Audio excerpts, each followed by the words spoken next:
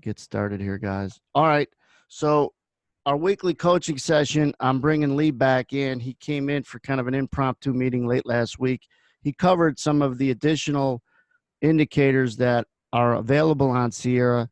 Lee's the guy that I went to when I left Market Delta to kind of refine and put on Sierra what was on Market Delta / CQG edge zones, right? And I found Lee to be a real responsive guy. You guys have had experience with him, would admit the same. And you know, he just gets it done and then gets back to you, and that's hard to find, especially in the world of development. So he's done a great job with these edge zones. He's got this additional version for other indicators. He covered that last week, but for this week, for all intended purposes, we're just going to talk about mostly edge zones and the difference between, you know, first version and this version as far as that goes. Because this is a weekly coaching session that I do with edge guys, generally just edge guys. There's some additional people in here, but the whole thing with this market, and I want to cover this real quickly, and then I'll kick things over to you. Just an update as to what these markets are doing. It's like the driver is in the back seat. That's why volumes are light. Yeah, it's midsummer, but some of the things that drive us, U.S.-China trade, is still just floating out there. No real new news. You've got the FOMC meets in 2 weeks. That'll start getting kicked up again. Iran, if there's any confrontations in the Persian Gulf, there was something that came out that a UAE tanker had disappeared. U.S. was blaming Iran. Not that that's super bearish, but it's not bullish. That's potentially a driver when they do something like that. Those are the three key things. Now, President Trump, when he talks about China not buying agricultural products like he did about 10 minutes ago, the markets seem to have taken that bearish, at least knee-jerk. So keep an eye on that. But most importantly, when you get up and you look at overnight volume, and you look at the overnight range and you see it's real tight and you see it's really low, you can't have higher expectations. You don't have to put yourself in a position to make money every day. That's not this kind of business. I left the trading room about 30 minutes ago and I said something that from people's reaction resonated, and that was, when you trade to make money, that's what you think about. So could you imagine if you're a carpenter trying to build a deck and all you did was think about the money you were making while you were cutting wood, taking measurements?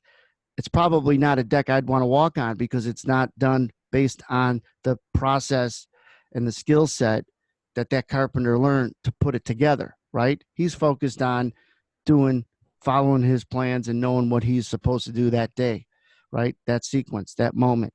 He's not worried about how much money he gets per cut, or if he cuts it a certain way, he makes a little bit more. That'd be too emotional. He probably wouldn't do a good job. He does the job, which then eventually creates the reward and the compensation. So do your job. The money is supposed to be a reward for the experience and the consistency of doing your job. But don't press in this environment of low volume. I mean, now we're starting to get it moving a little bit to the downside, and generally people are stuck long, and it becomes what we used to call a personal fast market on the floor, where everything is slow, nobody's doing anything, and you're in a windstorm stuck with a big position on, bigger than normal, because you just had one stupid idea buying 12s and 13s and then 11s and now 10s and now 9s, and any kind of skill you have turns to hope. Happens on days where you get bored. So be aware of that. And then sometimes, wham, out of nowhere, we can get a big move because Trump says something or something comes down the wire. So be in tune with that. So I introduced Lee, gave you a long introduction of updating you what these markets are looking like and how to stay patient. FOMC minute, or not minutes, but the meeting is in July 30, 31. One last thing before I give it over to Lee.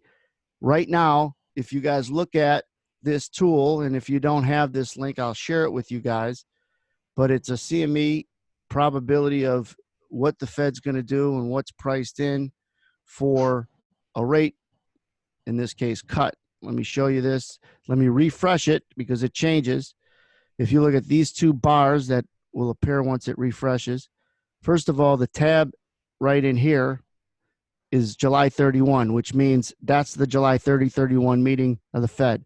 These two blue bars, 75% roughly, is going to be a 1/4 point cut.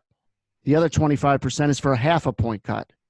What's the chance of them doing nothing? 0, as far as the Fed Fund futures contract. That's what this is.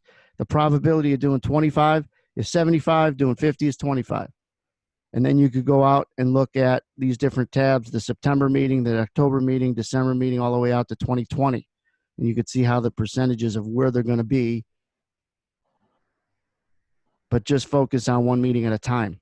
That's the next big driver and pivotal moment based on what's priced in. You know what's priced in now when you take a look at that particular chart. All right. So I just did this update because this is a regular coaching session. Let's roll in to Lee. Lee, do you see where you could share the screen, or I got to give you those?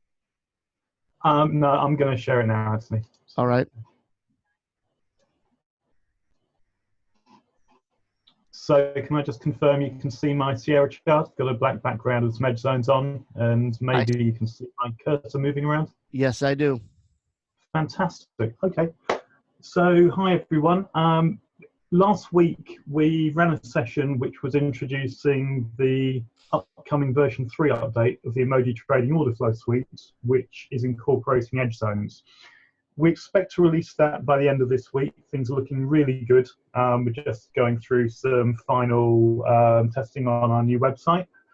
And what I'm going to do today is a sort of mini deep dive into edge zones and walk through the specific new settings for the indicator. And really the aim of this, doing it before we roll it out later in the week, is you're going to have access as a result to the recording of this session. So it's going to give you access to a sort of ready-made quick reference guide with a bit of interactivity that you can use for some hand-holding as you start to explore the new version of the indicator. Now, what's going to happen towards the end of the week is if you are an existing Edge Zones subscriber, you're going to receive an email that's going to direct you as to how you can download and install this new indicator and also activate it. We're releasing this in parallel with the existing indicator. We've got some major changes and enhancements to our version 3 update. And the last thing we wanted to do was release something that would overwrite your existing indicators and settings and mess up your charts. I mean, you know, it takes a long time to get a chart book in the state you want it. So our policy is always, when we do a major version update, rather than a sub update, if we go from 2.13 to 2.14, that's fine. We don't change anything structural. But here we're going from version 2 to version 3. There's some big changes, so we'll release in parallel. You'll each receive individual instructions together with the new software license key, and that will give you step-by-step procedure as to how you install and start using it. And it's really up to you as to when you make the switch. We'll keep version 2 alive for 3 to 6 months for sure. Certainly you can assume it's going to be available till the end of this year, and we'll give advanced warning before we turn off the version 2 product. So what I'll do is go through what's new in version 3 edge zones. We'll actually walk through some of the settings, and I'll explain some of the things you may not have come across. The reason we've done this update is really for some big graphics performance improvements on the edge zones. As Anthony mentions during his initial comments, we worked together as he moved away from Market Delta to provide a really good transition in Sierra charts. And this was based upon some earlier work I'd done within Emoji on a functional equivalent to edge zones. But the capabilities of edge zones versus our core Emoji products were slightly different. And what we've now done is consolidated edge zones into our main product line. And that means it gets some new features. So let's bring up the study settings. I've got an 8-tick reversal chart with ES here, with a few studies on here, but what we're going to look at is the edge zones here. So let's tell you what, let's move this out of the way so we can actually see something. So as you can see, compared to the previous version of the study, we've got a lot more inputs. So I'm going to walk through these. They're much less daunting than they appear, just so you can start to understand what's what. Now, edge zones are all about aggression. They're about identifying bid-ask imbalances within the footprint that you can filter down based upon criteria. You can filter them based upon the diagonal bid-ask percentage. You can filter them based upon there being a certain level of volume on the side of the imbalance, or a certain diagonal difference in the volumes, the diagonal bid-ask delta. You can also define how many levels, stacked imbalance, how many consecutive price levels need to have aggression in order to qualify as an edge zone. And this first set of 5 inputs handles all of that. So what we've got here is we're evaluating on this chart a 400% diagonal bid-ask imbalance. I've also got my footprint, the Sierra chart numbers bars configured to highlight 400%. But the reason I'm seeing highlighted imbalances within the footprint but no edge zones is because I've set the minimum adjacent levels to 2. So you can see I've got these 2 stacked imbalances here, they're highlighting, but the 553 versus the 65 isn't, because I've set the adjacent levels to 2. If I turn that to 3, that's going to disappear. If I turn it to 1, I get too much information to go and deal with. So there's an interaction, of course, between how strong the imbalances are and then how frequently you're looking for them to occur. These fields are where we can specify the minimum volume, and this is looking for the minimum volume within the imbalance side. So if I set this one to 304, you can see we've got 303 in here. We lose that imbalance because there are 303 contracts and I want to see at least 304. If I take this back to 0, this qualifies in. This is the old min-diff setting. We're calling it minimum bid-ask delta. So we're looking at the delta diagonally between the bid and the ask. So here, 303 less 25 is 378 off the top of my head. So if I set this to, I was quicker actually. So if I now let's do 30 seconds and see how we get on. If I set this to 380, we disappear again. If I set it to 377. No, it's 277. 277. Thank you. Gosh. Don't worry. It's American math. Math. Yeah. So there you go. 277, and it qualifies in. So these inputs are greater than or equal to. Anything that is this value or above comes in. Then the final input is, do we compare 0 diagonal bid-ask imbalances? So I can recall somewhere earlier in the chart, we had some stops triggered earlier today. I can recall seeing that. Or maybe it was on CL, which I was trading earlier. Let's have a quick look. Can I stop you 1 second? Is that min delta difference you just went over the same as the min diff, essentially? Exactly. Okay, good. Yeah. We're looking at the diagonal bid-ask difference. But you also added mid volume that wasn't there before. You could just look at straight volume. Exactly, and it's the volume within the imbalance. Got it. Right. So once the imbalance is defined as buy side, they'll look at the buy side volume. Exactly. Got it. And that's good really for getting rid of false alerts overnight, that kind of thing. Sure. Because sure, you can have a 400% imbalance at 2 levels overnight, but that could happen on 25 contracts, and maybe you don't want to do anything about it. Perfect. So here we can see this probably stops being triggered. The market moved too fast for there to be any two-way trade. Now, the way I've got my footprint configured is we're highlighting these levels.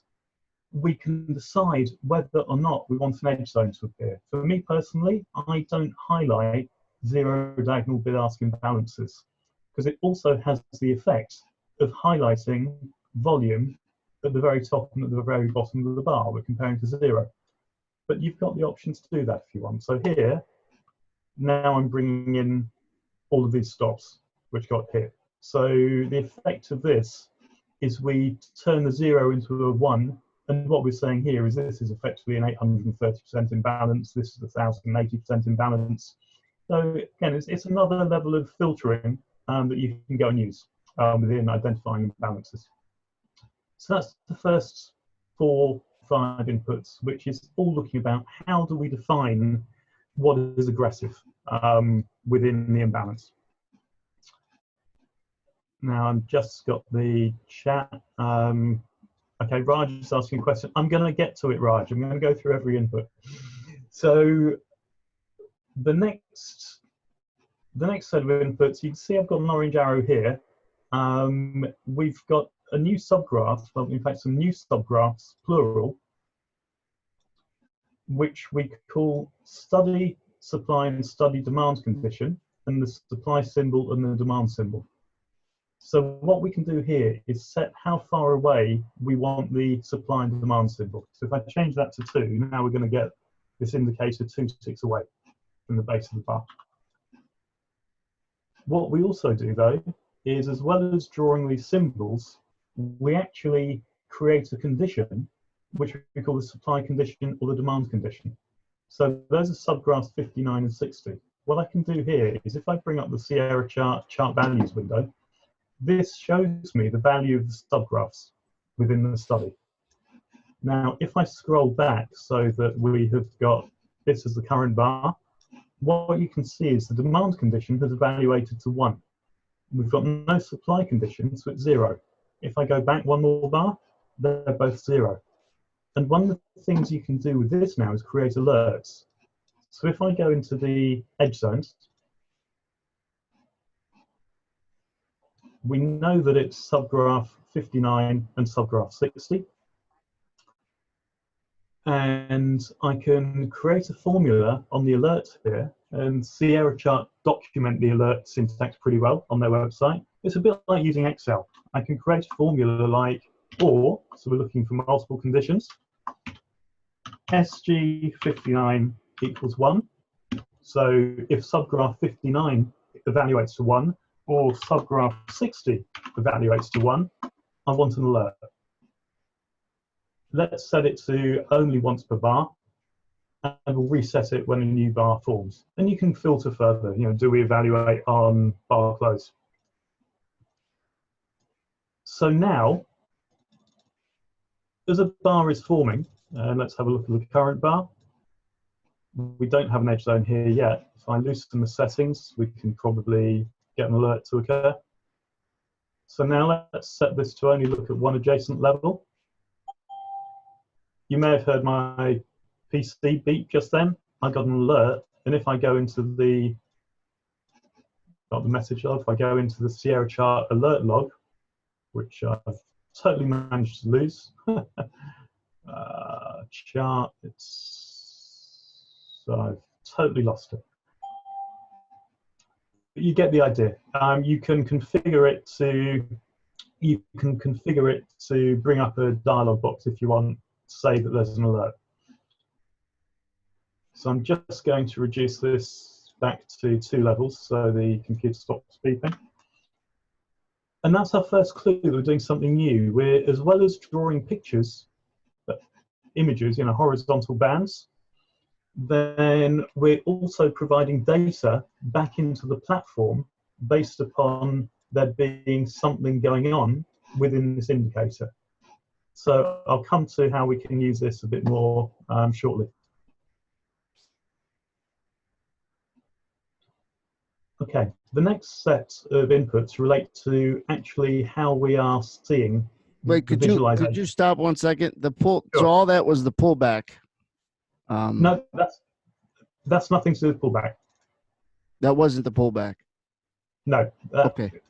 What we went through there was I haven't touched pullback evaluation yet. That's quite Perfect. Advanced. We'll come to that towards the end, I think. Very good. So what we've covered is how we identify imbalances, or how we filter imbalances to collectively form an edge zone, how we can see an indicator at the base of the bar, and then how that indicator, the triangle, the data of its appearance is available so that we can do things like alerts with it. Okay? Sounds good. Okay. We'll come to pullback evaluation, the pullback offset, as I've walked through other stuff. This is a really powerful new feature, which we've put into our version 3 order flow suite, that it's not like anything else on the market.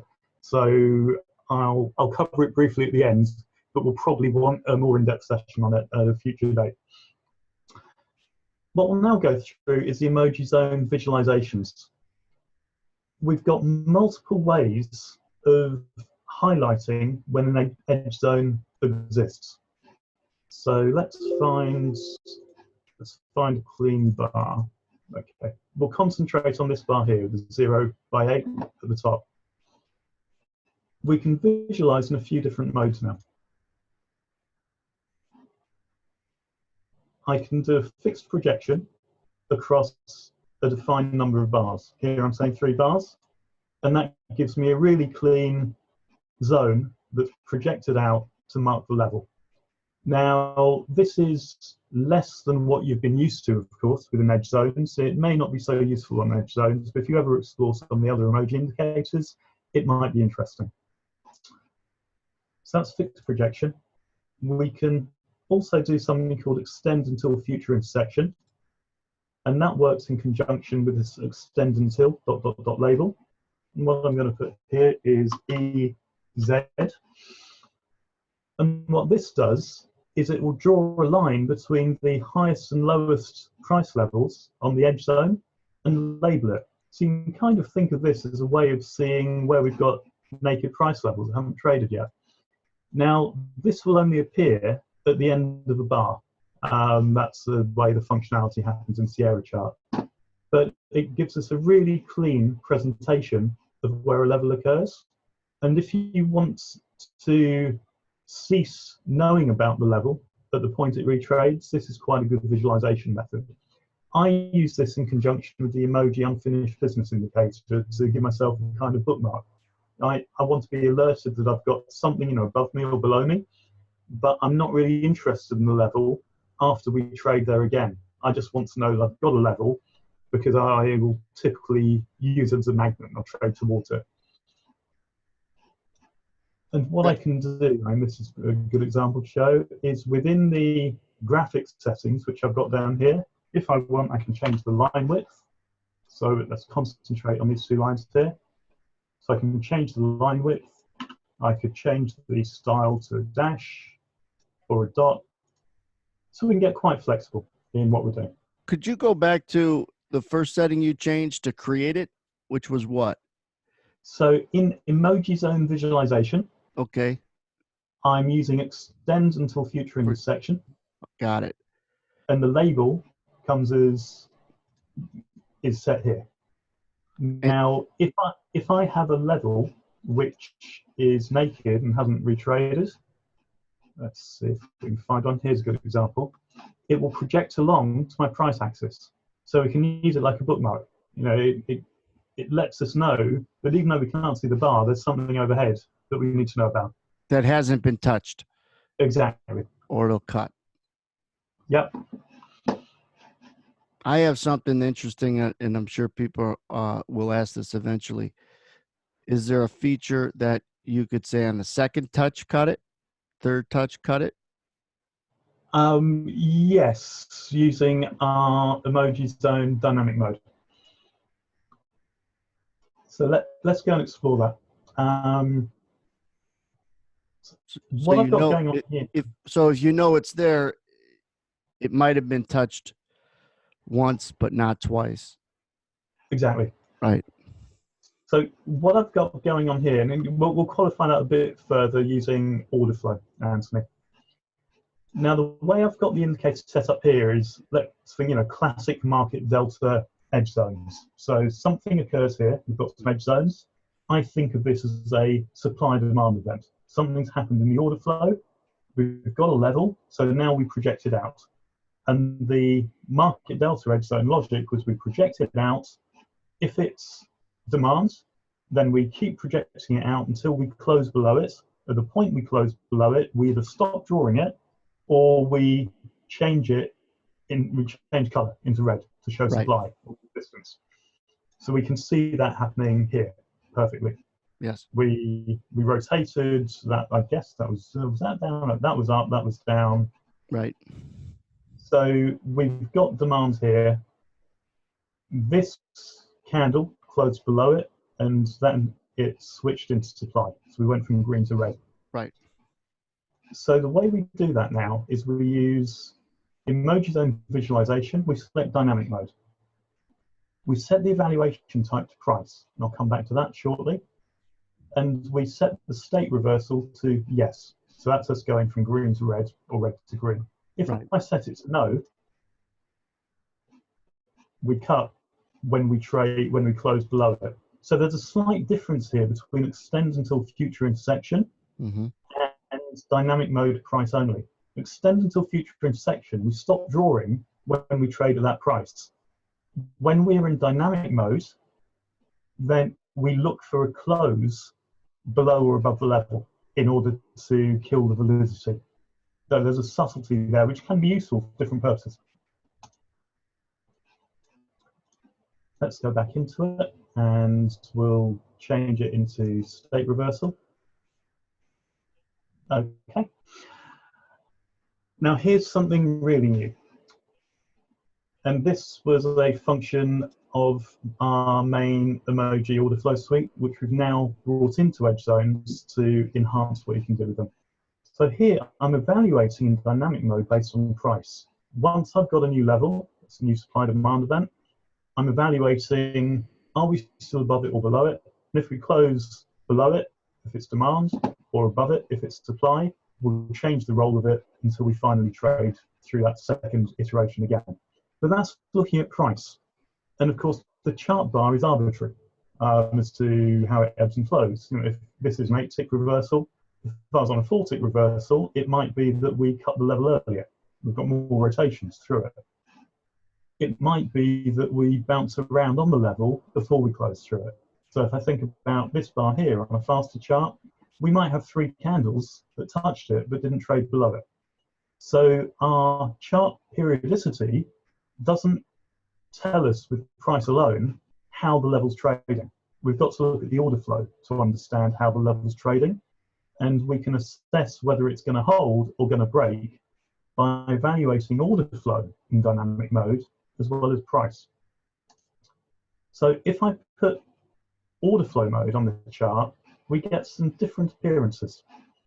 Now, before I show you those, let me explain states. Once we find an edge zone, we regard ourselves as having either new demand or new supply.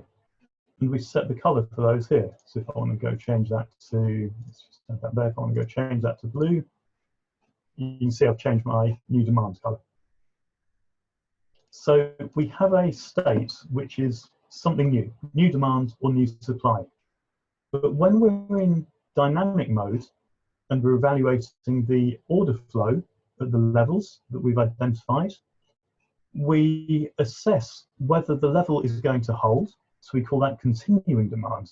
We've retraded the level, but the nature of the trading gives us the implication that it's going to hold, at least from this first test. We may, from the order flow, see that actually the demand's exhausted. So we can assess that it's likely to break. It's held for now, but it's not likely to hold in the future. And let's think about this in terms of how the market works. There is not infinite supply or demand at any given level. Whoever steps in here at what, 77 3/4 and 78, there were what, 225 odd contracts purchased. They may not have the inclination or the depth of pocket or the commercial instruction to go and defend this at all costs. There's not infinite demand. So within dynamic mode, evaluating order flow, as we've retraded here, we're looking to understand when we retraded at this price, did it look like the level would hold or did it look like it was going to break? And we have a few different visualizations that help us see it. So let's do this in sequence. Wait, before you go, because I think this is important. It's an orange dotted line right now when it determines that you're disqualifying it holding. Exactly. So the default colors which we put in all the indicators now are really designed that whether you use a dark background or a light background, you're going to get something usable out of the box. So we set new demands as a green color, continuing demands as a lighter green color, also with some transparency. So that's, the screen is horribly small for this. Let's put this up here so we can see it. Okay. Settings, here we are. So this is my new demand because of these 3 stacks imbalances here. The way we traded on this bar said, okay, we traded through this area, but the nature of the trading told us that the demand continued. So we've changed the state from it being new to new level, it's never been tested, to it's the level that's been tested, but it looks like it's going to hold. The demand continues, it's continuing demand. So that's this color here. We default to a level of transparency. If the transparency is 0, then it's a bit darker, but we default some transparency, and the line parameters are held down here. Okay, so that's showing us that this level looks like it's going to hold. So, okay, that was our first test. The logic seems to hold true here. Let's carry on and see how it retraded. Here we go. Now, what we've assessed is when this bar traded, the nature of the order flow here, I'm sorry, which one are we looking at? Sorry, this one. As we traded here, the nature of the trading gave us the implication the level was going to break. As a result, we turned it into an orange dotted outline. We use orange as a kind of alert color. It's always going to show up whatever your chart background. And you don't need to know whether this was supply demand. You can see beforehand where it was. Also, if it's demand, we expect to be above it. So the fact we've now gone to an orange hollow box tells us this level's unlikely to hold. It broke here, but look at the time of day. It's not going to be the best signal in the world. It did break, and now it roll reversed into supply. But because this candle closed above the supply, we stopped drawing the zone. Now what I'm going to do, I'm just going to switch screens and let's show you an illustration of how this works. So this gives us the life cycle of a zone, which we call emoji zone. So we start with new demand. We've had an event in the supply and demand. We illustrate it by default with solid green. As we trade through this, if the order flow implies that there's defense at this level, we regard it as continuing demand. We change state into continuing demand, we've got this transparent green outline. Then, if the nature of the trading through the level tells us it looks like it's exhausted, so it's not going to be defended, it's likely to break, we change it into something that's hollow and orange. Once it breaks, it changes role. You can decide whether or not it changes role, because we could have it stop here, because the settings do that. But we can have it change role, and the same logic applies. Now in this example, you'll notice we didn't go from a new supply state into a continuing supply state. We always move forward through the sequence, but we don't have to visit every consecutive state. We can go from new demand to exhausted demand in one hit. We can go from new demand into new supply in one hit. And that's actually a function of how much volume you're capturing within each candle. But we always move forward from new demand turning into new supply into the end of the zone, or the other way around. So let me just check, is that coming across clearly in terms of it is. How we're assessing? Okay, And what it does is it helps and aid the trader in reading real-time flow to qualify or disqualify whether or not you want to play the level in real time. 100%. Yeah, we update the state of the zone at the close of the bar because volume's always happening until the candle closes.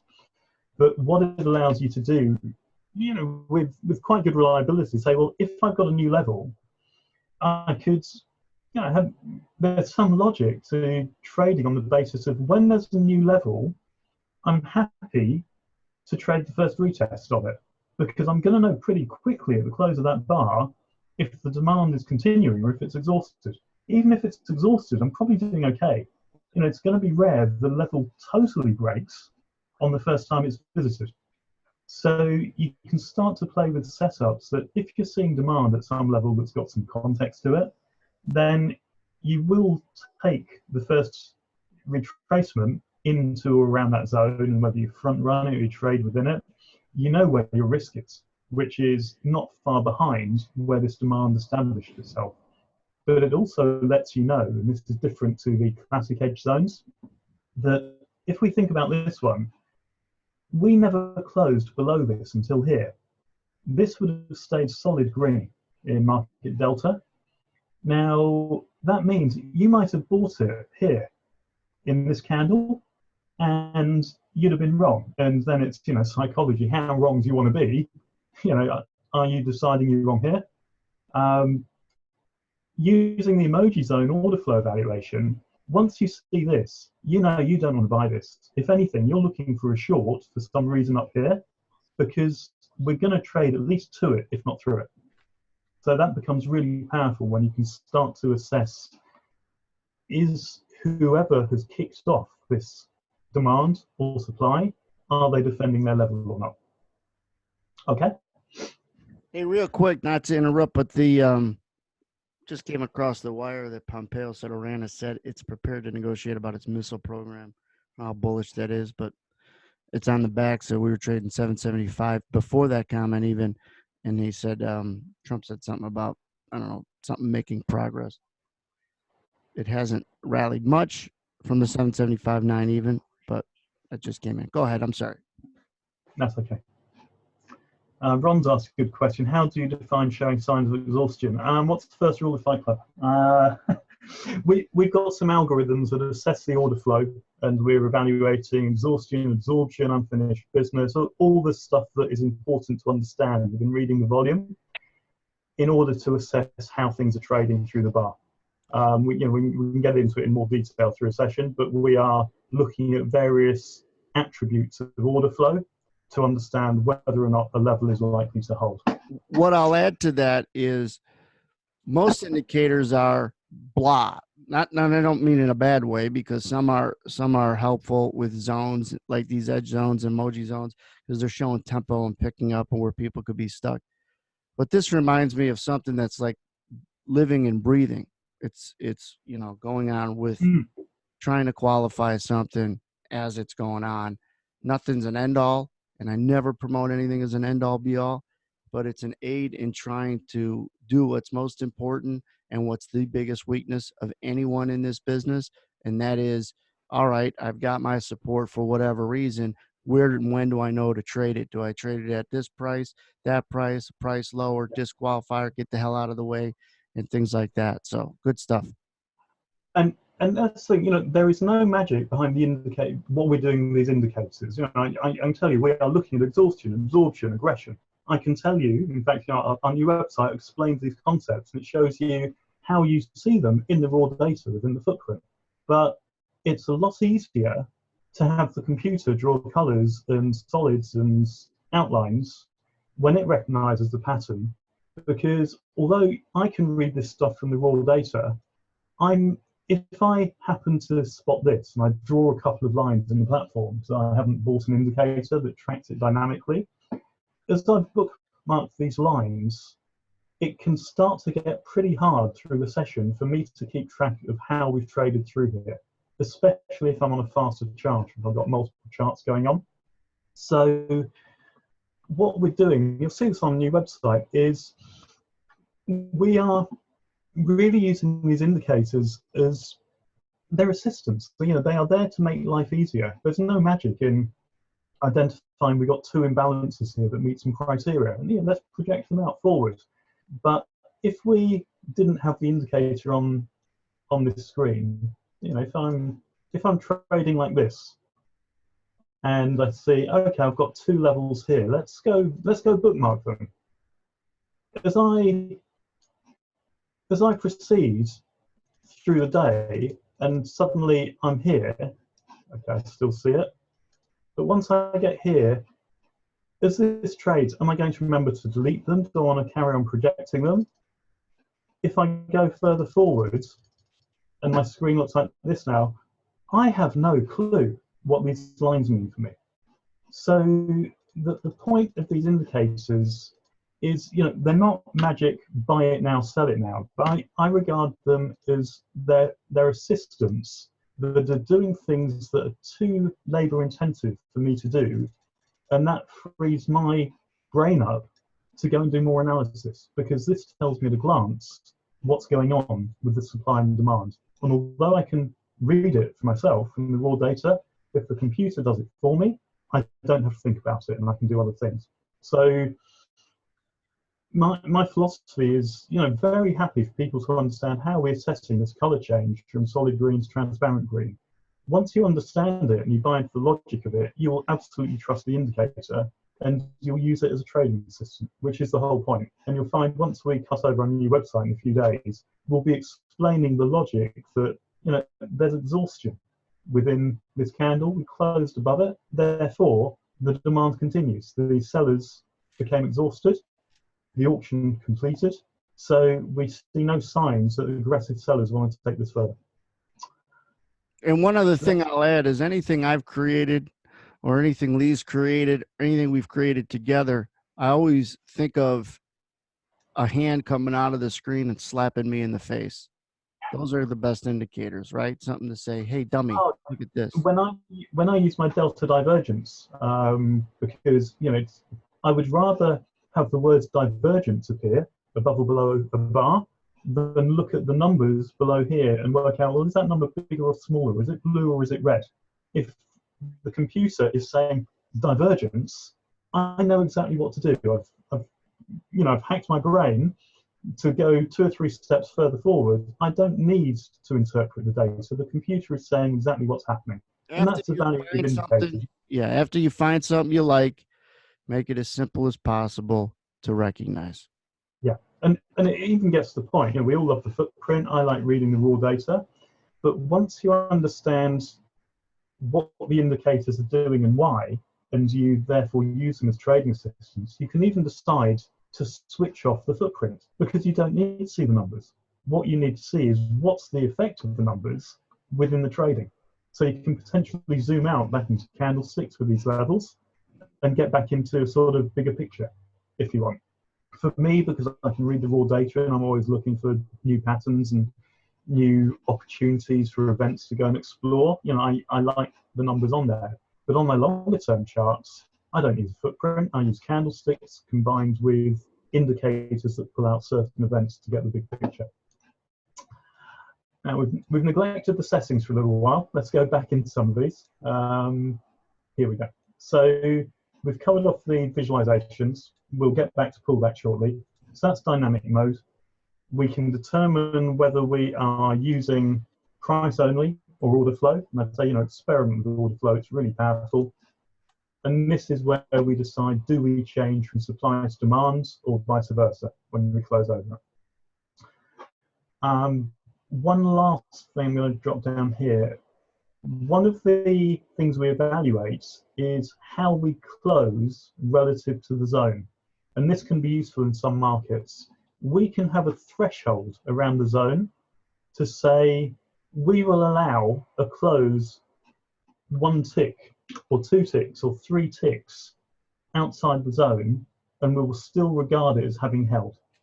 So by default, we set this to 0.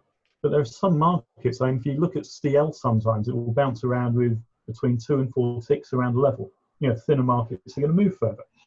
So on, ZB 30-year bonds, forget it, it's solid to the tick. ES can be 2, sometimes 4 ticks. I recommend keeping it at 0.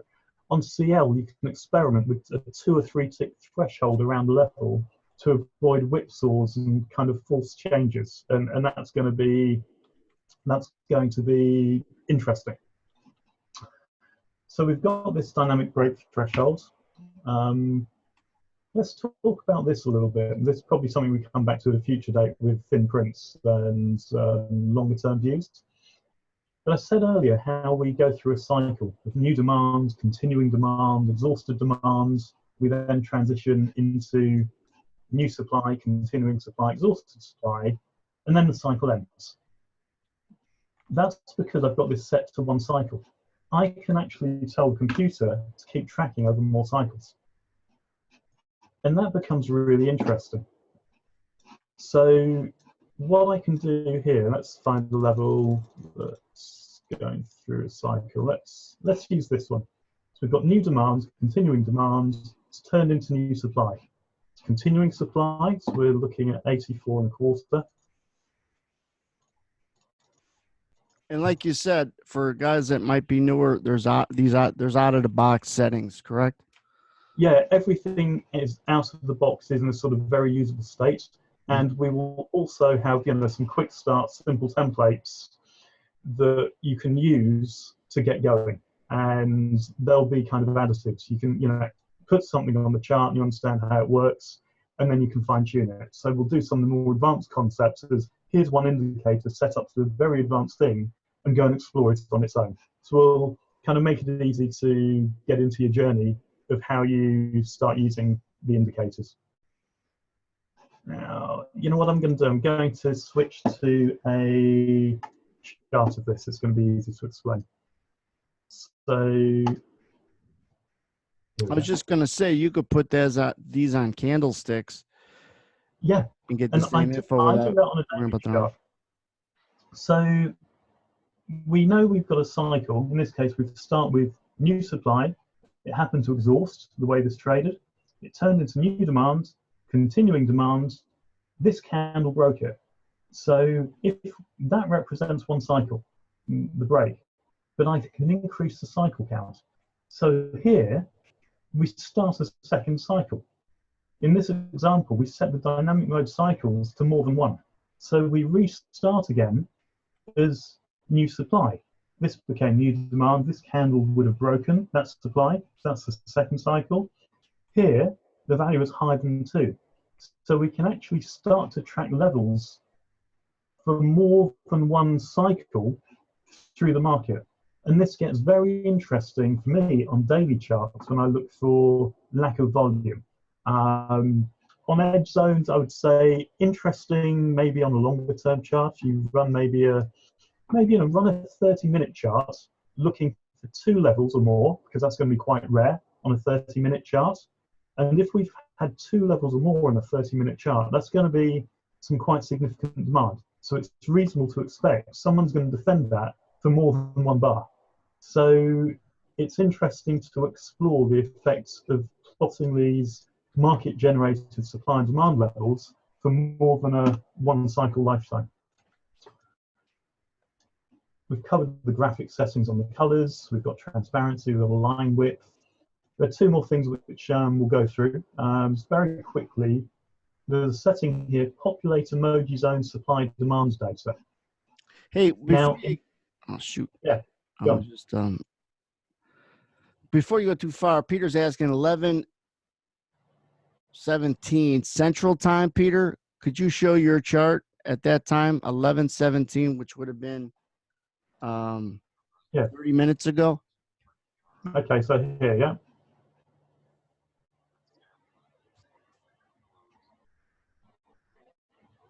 Hey, thanks for the Independence Day holiday too. A few weeks ago, I always try to thank my UK friends for that. Yeah, I drank some tea to celebrate. Yeah. So here's the 11:17 candle. No, we're still looking at the slide. Oh, sorry. That's all right. That's Tara. I've got a BS in computer science and I can't drive Zoom. That's all right. You got a BS in something. I got a BS in a lot of things. yeah, you're renowned for that BS, yeah. Okay, here we go. All right, 11:17. What's the dash line? Oh, that's just over. That's just a low. Check. Yeah, that's daily low as well. It's the overnight low. All right. Now, how about? Did you see what you wanted to see, Peter? How about 11? Like just happened, right? What 11:45? So like 8 minutes ago. But this is on 8 tick reversal, so Well, we're still forming it. Yeah, this is a what is this? 8 tick? 8 tick reversal. All right. I think he's seen what he wanted to see. We look at 4, but where did this market go to? 10.5. Okay. Sure enough, Yeah, you can see what's hanging over it. below my exit. All right. Okay, shall I, Anthony, Pardon me? shall I carry on? No, what the best opportunity real quick today was when we were coming on and Trump said something about he could impose new tariffs, and that's what we broke for. And then we rally on Trump saying he's encouraged now about China, and then he talks about Pompeo with Iran, and that's where we got the bump. So you guys, everybody's trading and looking at it all day, all morning, and then you miss, the real opportunity. And that's what's really important, to start watching stuff when it matters and things are moving. All right. But Cool. all right, sorry about that. Right, so we'll cover off two more things, and that will probably take us to the top of the hour. So a couple more settings which we haven't gone through. Populate emoji zone supply demand data. So earlier we spoke about how we can see that triangle, and we know if it evaluates to 1 or 0, we can use that for alerts. We've got subgraphs within Sierra chart for the nearest 3 zones in every state. So we've got new demand, continuing demand, and exhausted demand, and the same thing for supply. And these are in high price, low price pairs. By default, we don't push the data in there because you're not going to use these for visualization. The visualization we can achieve having Sierra chart drawn the subgraphs is not as good as how we paint them with the graphics on the chart. But you can get into some interesting things for alerts or automated trading if we populate it. So if I say populate the data, hit apply, I'm just going to show you what the impact of this is. So if I go to my chart values window in Sierra chart and I look at the indicator, what you can now see is I've filled all of these subgraphs with the price levels that are nearest to me in state. So the nearest new supply to me, so this is solid red, is between 12.5 and 13.25. So we can see my new supply, high price, the nearest level to me is here. There's nothing else above it. The only remaining supply above me is exhausted, and that's what, 10 points away from where we are now. In terms of demand, my nearest new demand, the untested demand, is between 86 and 87. This is continuing demand between 3 and 3.25.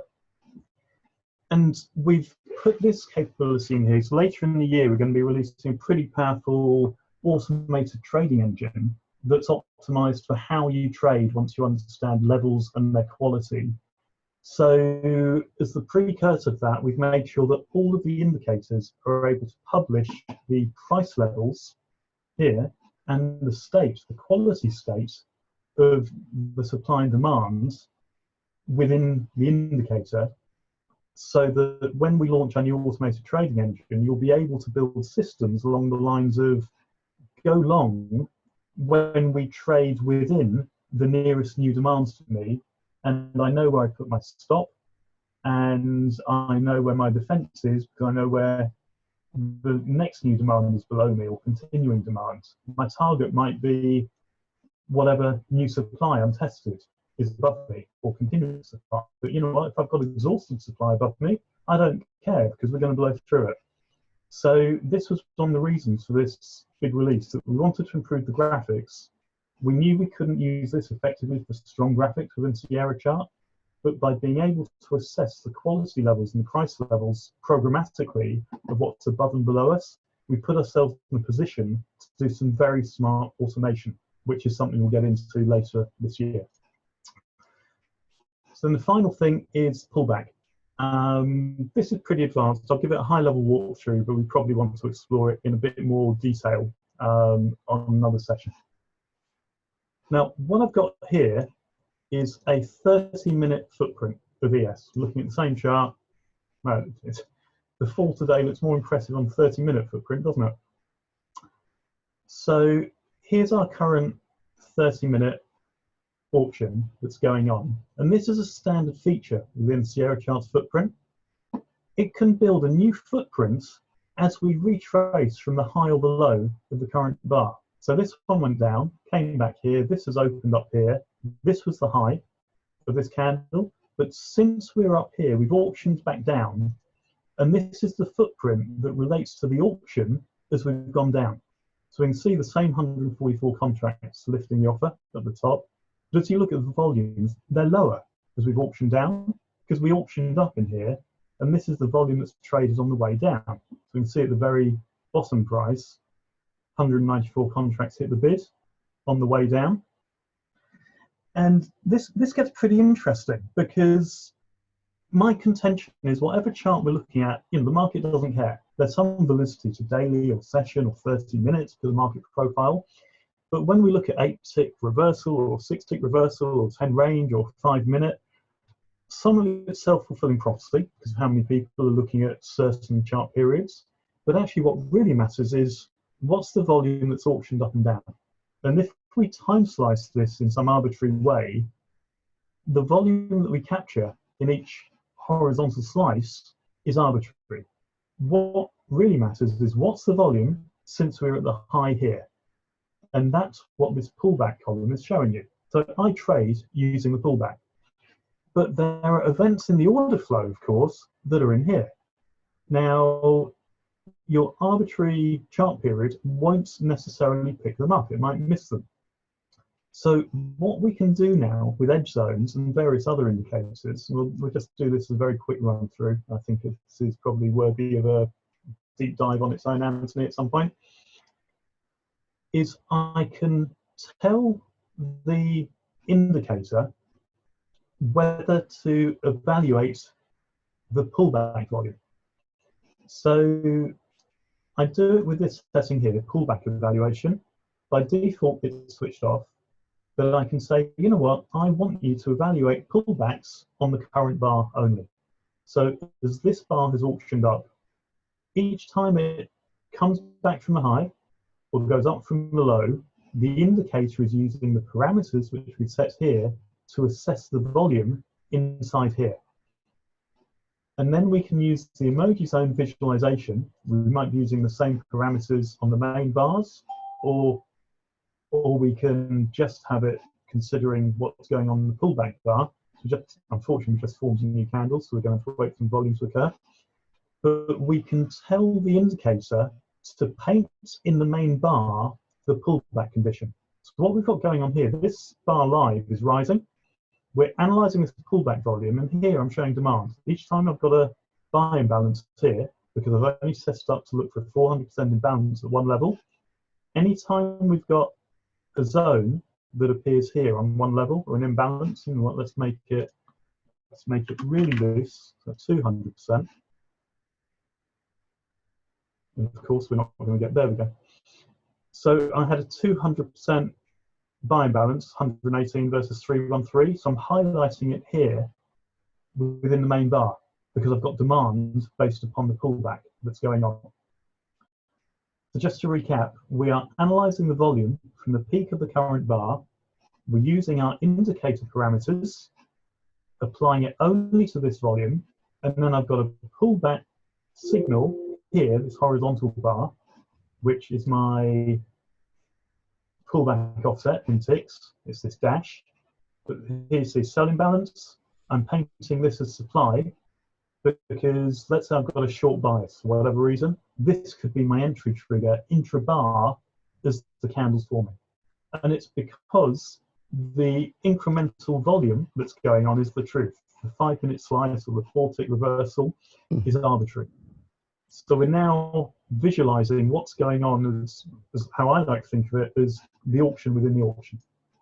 And remember, guys that got, most of my guys got Trade the News. Powell's just started. And that's, some of this rally came from some of his comments there. We're staying on the dovish side. They just come down the wire the last couple minutes. But that's where most of this pop came from. So that's a strong new feature in our version 3, which is analyzing the volume within the pullback. And it's really good providing levels to lean on intra-bar, especially if you use slower bars. I trade off 30-minute footprint, but I analyze the pullback volume. And I will use this for scalping within this candle. If I've got a bias, I'll see what's going on as we auction here in each way, and I'll lean on it. What we can do as well that's really clever is, as well as highlighting it as the bar is forming, I can decide that at the end of the bar, if we've identified some interesting levels here, now let's store it as an emoji zone, just like something in the main bar, and we'll memorize it through the session as it goes on. Because there will be events that happen within this volume that we may not capture in the main bar, but they're significant enough. So we can say, okay, as well as giving me these intra-bar visualizations, at bar closure, when the bar ends, remember that level. Let's remember it's new demand or new supply, and then we'll monitor how the market trades through it as we carry on, just like anything else we're evaluating in the main candlestick. That worked. So That was a good pullback to 10.5. And another thing yeah, happened is she come in, when I say she, the female audio came in at 10.5 trying to hit it. She couldn't get it to go. 10.5 was a quick +2 4, and now whatever it could be on the backs of Powell's bullish comments, pullback. So now it's gone away, correct? Because yeah, but we right, could have used that to get long sure, somewhere right, here. And what would our MAE have been? 1 tick. So the beauty of this is, some people run super fast charts. I've got to get closer to the action. I'm going to run a 20-second chart. You don't see enough volume the faster your chart gets. What we've got here is the truth of the volume that's happening as we auction away from the peak. As I look at this candlestick, I know I've got an unfinished auction at the top. We're trading up. We haven't run out of buyers yet. I'm not seeing exhaustion. So mm-hmm, I've got a long bias on this 30-minute view, but when do I get in? Well, okay, maybe I lean on that, which was history. But if I start to see an edge zone here and it steps up, I'm then happy to enter at market because I can maybe risk 1 or 2 ticks. I've got my bias. There we go. Do I enter here? Do I lean on this now that's happened in this volume? I quite like it because I've got exhaustion. I've got the aggression here as well. If I enter at market here, so I'm buying 12.5. Realistically, I'm risking 2 ticks to maintain my long bias. right. Okay, I'd have been out. Sure, you get the idea. You can use this as some very interesting triggers. And in bearing in mind, we're going to have some very clever automation stuff coming. We of course publish these levels within the data. So whenever we've got this orange pullback on the candle, we provide that programmatically, and we provide the price data where the pullback supply demand is occurring. So you can start to use this either for really fine entry triggers, I or had if you're in it, you I can use it in. The entry for me was 1175. That one I didn't take because it was an audio sell. Couldn't get it to go. It went 1175 off for bid, and then up back through these rotations. So buying Mm-hmm. pullbacks on something where you think the rally could continue. That's the whole idea of a pullback. Is you Yeah, miss the first move, the people who caught it are puking. Is there a chance where they'll rotate them back up? And there's only so many chances you're going to get. You got to be able to count those chances and everything else. But what I've been able to glean from, and I know this more than you guys because I've worked with Lee for bringing this stuff to where it is. But Lee's done a lot of work on these additions though to the edge zones, where the 3 main things I want people to remember, and I think we could do a webinar and will on each one, and that is, absolutely. Yeah, correct me if I'm wrong, Lee, but these are the big 3 add-ons. The first one is cutting an edge zone when it's no longer naked. Number 2 is disqualifying a zone based on real-time reads that would create that orange dotted line to disqualify a green support or red as resistance. And then the third one is this pullback yeah, stuff you're talking about, right? So it's fair to say those 3 things, we could do a webinar in and of itself on each one and make it even more absolutely. powerful. And I think on some of this, we could look at some longer time frame analysis as well, because so many people fire up their chart and their 4-tick or their 8-tick chart and they trade what they see, and they don't step back to think about what's happening on 30-minute. And how can I use the order flow to tell me how to trade market profile, even if you don't use market profile, or they don't look at the daily. And there again, there's clues on the daily chart within the order flow. So once we can qualify the longevity of supply and demand on a longer term basis, it allows us to really build a trading plan for the upcoming sessions. It allows you to go from the helicopter to the ground, back to the helicopter to the ground. And so you're on the, at some point you got to be on the ground to get in and out, but you can't stay there. You get lost in the noise and the mud. So you increase your periodicity and your time frame just to analyze more of the volume at that price. So all good stuff. Glavis asks, can you uniquely color code the edge zones where there are zeros? So that would actually be another emoji indicator within the order flow suite, which we call small prints. So I won't go through it now in detail, but I'll bring up the settings so you can understand it. So we have a small print indicator, which is all about lack of volume, because lack of volume is also a sign of aggression. And what we can do with our small print indicator is highlight when we've got zero prints. And this can get amazingly powerful on longer term charts, 30 minutes or dailies. But we can also highlight when we've got relatively small volume. So we can say, what's the largest volume we'll allow through the filter? Are we looking for anything less than 10 or anything less than 300,000? You can define it. We can do it like thin spot. We can say, well, if the volume on that side is less than 0.5% of the total sides volume, let's highlight it. We can also highlight the last buyer, the last seller, the small print at the extreme of the bar. So we've got an indicator that instead of looking at large volume as a sign of aggression, we turn it on its head and we look at small volume. And this is really significant because 400% or 600% or 600% across two levels is also arbitrary. But a lack of volume, especially when it's a relative lack of volume, is more truthful. We can't argue with the fact that if we've got 0.5% of the total size volume at a level, or if we've got no volume that traded, that's pretty absolute. So we can get a better understanding with that kind of thing. The other question is the user manual you're putting together about these options and right? Yeah, very much so. So our new website it's really got some comprehensive documentation, both on the indicators and their settings, but also the concepts behind these settings, which are being looked for. So, edge zones is about aggression. Our new website explains the basics of order flow, explains how we identify aggression, and then we can go a level deeper into the indicator parameters and say, here's how the settings change what you're looking at. So there's some really good walkthroughs. Now, what I find interesting is, none of this negates the need for trading rooms and coaching and education, because I can tell you what a paintbrush is, and I can show you how to apply paint to it, and I can say we've got a golden ratio of 2/3 to 1/3, but it doesn't mean you can paint the Mona Lisa.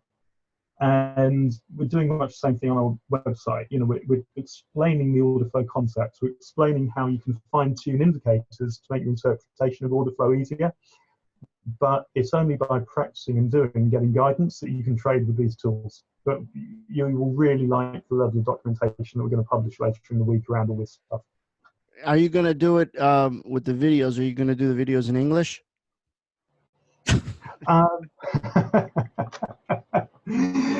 Just for you, yeah. So we do have some work to do to update our existing videos, which are based on our version 2 indicators. But as a starting point, we've got some really comprehensive pictorial and text-based documentation as a good starting point. And then through the year, we're going to do a lot of work on, here's 2-minute, 3-minute walkthrough of this setting, or here's a concept. Yeah. And I'm not picking on the way you explain things, because you do a great job. It's the accent that, But the funny thing is, I don't have an accent. Oh, you that's have right. an accent. Yeah. I'm making fun of the language, and it's named after your country. So where am I going? For now. Yeah, Gilead. Yeah. So I think that probably wraps it up, Anthony. That's we've good. done Yeah. this sort of deep dive on the settings. I can well imagine, we've got to revisit some of this other stuff. But just to sum up, towards the end of the week, I expect we'll be issuing, personalized emails to everyone with license keys, download instructions. And let me stress, this can be run in parallel. We're going to have a load of documentation that sits behind it. And of course, if that still leaves questions, then hey, well, here's what I'm planning on also doing. because the key is, how does someone understand something?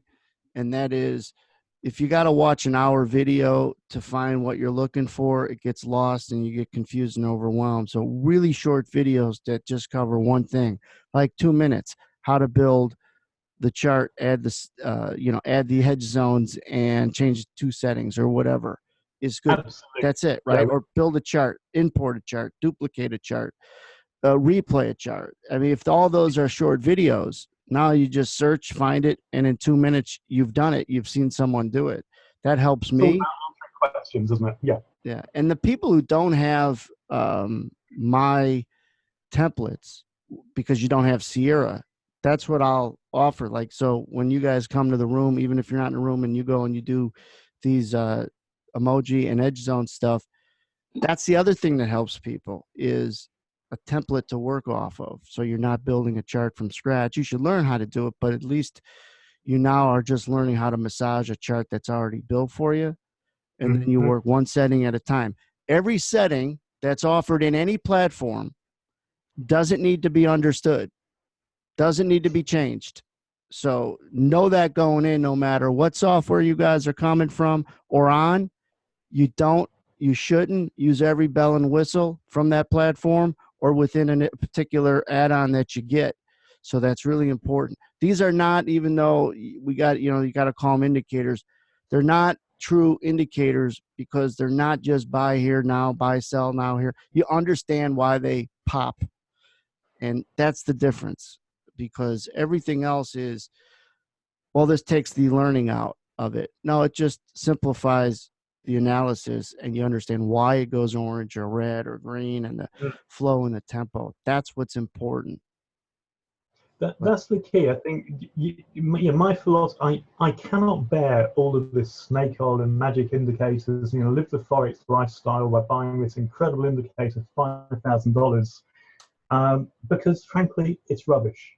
And my view is, if we explain to you, here's what we're looking for, here's why it's doing something that's green, here's what it means, then you're at a point to make an informed decision as to whether we're selling snake oil or not, or whether there's some logic behind what we're doing.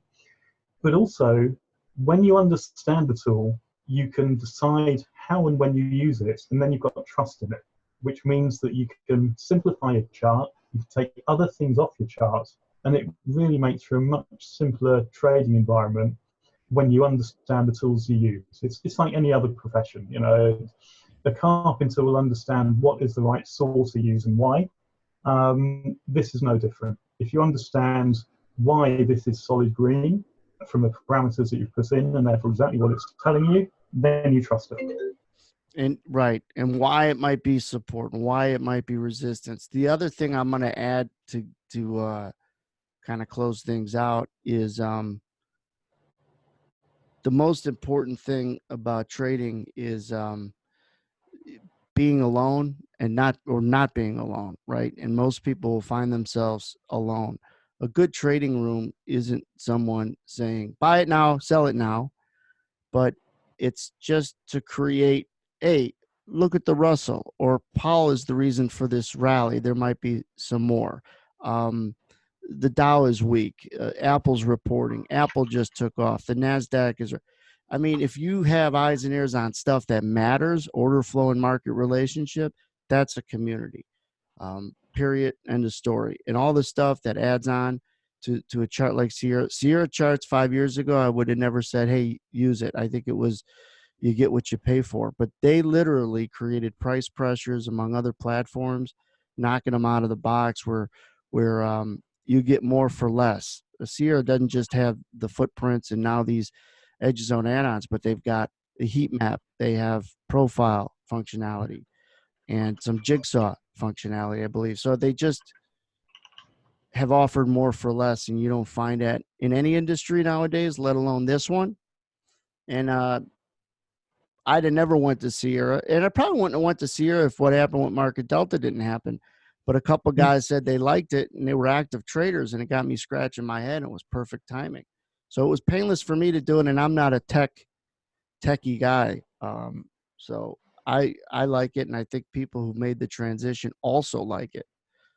and that's been the response. So Lee, thanks for your time and putting this all together. We'll put something on the calendar to take each one of these individually, within the edge zone, the naked, the disqualifying, the pullback stuff. And your website should be up at the end of the week, right? Would you Yeah, would you tell guys if they don't have a trial to wait until the new site's up, take a trial through that, or do it now and it's an easy yeah, transition? yeah, definitely. I think there are going to be some price changes, but there shouldn't be anything actually that affects people that relating to edge zones. So the thing to do is wait for the new site to appear, and it's going to avoid any confusion on downloads and this sort of thing. So by the end of the week, we'll put an announcement out, certainly for existing users, and I guess Anthony, you will go out into a broader community, representing people in your room, Yeah. and then it's going to be very apparent that the new site's up. The URLs won't change though, right? Like, so the page. No, it'll still be emojitrading.com, but we're just finalizing some of the new functionality on the site, But like away from the site. page for Edge Zone trial and stuff, does that URL stay the same or does that change? It will change, but the old URL will still work. All right, so I'm going to type in here the URL. People can go and look at it, and they could still take a trial if they want, but you'd say just wait till Friday.